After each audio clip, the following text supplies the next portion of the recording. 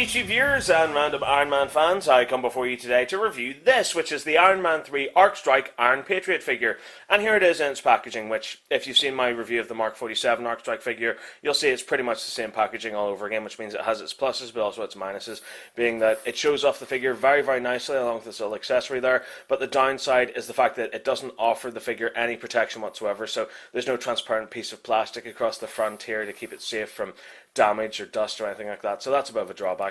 But apart from that, it's got the same stuff that we've seen before, so the Iron Man 3 logo written across the bottom here with a picture of the Mark 47 Avengers Initiative logo there, Arc Strike Iron Patriot written here.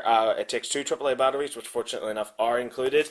At the top here you've got a picture of the Iron Patriot firing its little missile launcher there. Or launcher, as it says on the packaging here. Not a missile launcher, just a launcher, but hey, whatever. And there you go, you can see the Iron Patriot figure there, along with this little launcher accessory. If you take a look behind it, in the background here, you can see this really, really great Hall of Armor design, which I love. It's on all the Iron Man 3 packaging. Now, around the rest of the box, it's pretty much the same thing all over again, so just a load of pictures of the Iron Patriot itself.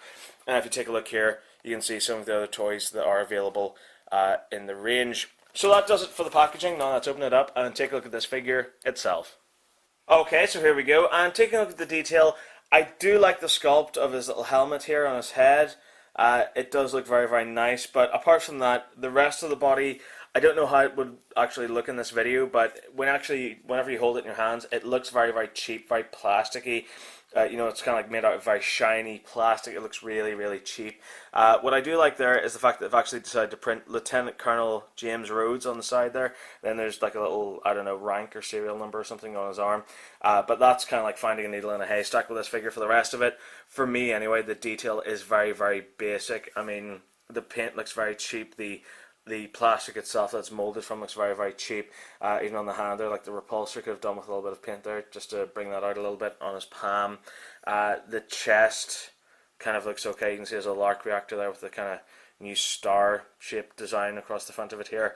The legs, again, very, very molded plastic, very basic. The legs themselves are covered with all these screw holes here, which look very, very ugly. On both legs, they don't look too good. Then up the back here as well, a lot more screw holes, which again I despise these. All up his arms, all up his back, and the worst part is as well this big ugly battery compartment here, right up his back too. Then you've got this kind of little machine gun or missile launcher thing here, which again looks like it's made out of very cheap grey plastic, and that's rounded off by these two little missiles at the top here, which in reality is just one missile. But all in all, the detail on this figure for me isn't that great. When it comes to articulation, the head can do the full 360 Exorcist twist. It can twist side to side, and it can also nod up and down. At the shoulder here, the arm can spin the full 360, and then at the wrist, again, there's full 360 degree movement here. At the legs, at the hip, it can kick forward about 45 degrees at a very weird angle, may I add, as well. It doesn't kick straight forward, it kind of kicks forward at an angle. And then at the back, again, it kicks back about 45 degrees. Then at the knee, there's another 45 degree join right there too. So that's pretty much it for articulation. It's steady, but not spectacular. The figure also comes with some lights and sound effects, which are activated just by pressing this little arc reactor on his chest. So let's cycle through those and have a listen. So as you can hear there, just like the Mark 47, the sound effects are very, very basic. They're very generic. I mean, you get some sound effects of his repulsors blasting, some flight sound effects, and some sound effects of his actual machine gun firing. But apart from that, they're mixed in with these really bizarre sound effects, like something that sounds like a computer activating or some type of machinery activating or something that sounds really, really basic. Again, just like the Mark 47, it would have been nice to have had some actual sampling of audio from the movie itself. So it would have been nice had some of Don Cheadle's lines from the movie been incorporated into this figure somehow. But apart from that, it's all fairly basic. And again, what's very basic is the light effects, because again, just the arc reactor lights up, which, okay, that's fine, I'll take that, but it would have been nice had maybe the repulsors lit up, or his eyes lit up, or even that little machine gun itself had lit up instead of just firing a missile. That would have been pretty cool too. Iron Patriot also comes with another feature where if you raise his right arm, his little missile launcher will come over his shoulder, and you'll hear some sound effects and some light effects. So let's take a look at that.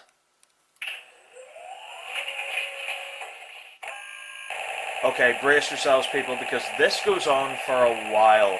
So I can see parents getting very easily annoyed by this sound effect, and it just keeps going and going. And seriously, I'm not even touching this thing, and it just keeps on firing and firing. But for what feels like forever, finally it stopped. And also, you can fire those two little missiles there in his little launcher. So in order to activate those, you just press the little button on the top here, and bang, they fire and hit my camera and destroy it, which is always great. So there you have the little missiles that he fires, which again look very, very basic, don't they? I mean, what are they made from? Play-Doh? Seriously? So it looks like they're two missiles, but in reality it's just one little missile here. And because it's quite front heavy, it doesn't really go that far, so it'll only fly a couple of feet before it eventually stops. Doing a size comparison here, you can see that the 10-inch tall Iron Patriot fits in very nicely alongside the Mark 47 Arc Strike figure there as well, and how much bigger it is than a 6-inch Mark 3 figure, and how it towers over the likes of little 3 3/4-inch assemblers figures such as the Iron Patriot and the Mark 42. Overall, what do I think of this toy? Well, I don't like it. I mean, it should be evident that I don't like it. The detail on it is quite lacking. The build quality is quite poor as well. The plastic looks cheap and very tacky as well. The articulation isn't too great either. The sound effects are very, very bland, and as are the light effects. The little missile launcher is quite a nice feature, but at the same time, you only get one missile with it, so if you lose that, basically, you're screwed. And again, the missile itself doesn't really fire that far either, so you'd have a hard time losing it.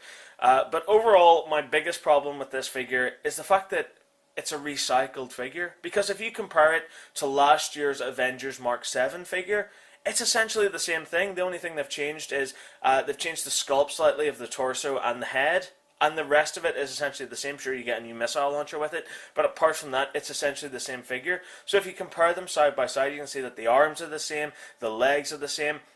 Heck, even the Mark 7 figure has that little special feature of where you raise both its arms and both missile launchers will come over its shoulders, just like the Iron Patriot. And I know that it's essentially the same figure because the missile launchers on both the Mark 7 and the Iron Patriot are interchangeable. So essentially it is the same toy that's just been re-released, which for me just feels so lazy on Hasbro's part. And I know Hasbro are capable of so much better than this. So this is just a genuine gut punch for me. It is such a disappointment.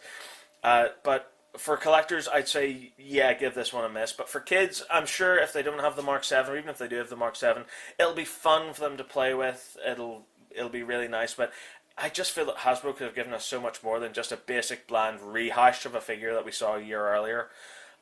So that's my final thought on this figure. Please don't hate me too much if you do like this figure. But for me, any figure that's been basically a rehashed re-release of a figure that we got a year ago, it just feels so lazy and so disappointing.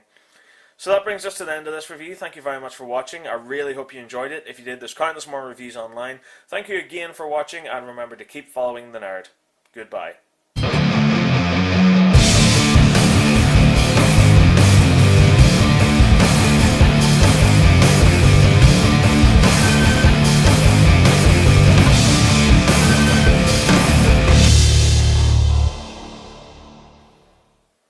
You'll never see me coming. Sorry, I had to get that out. Anyway, overall, what do I think of this toy? Well, I don't like it.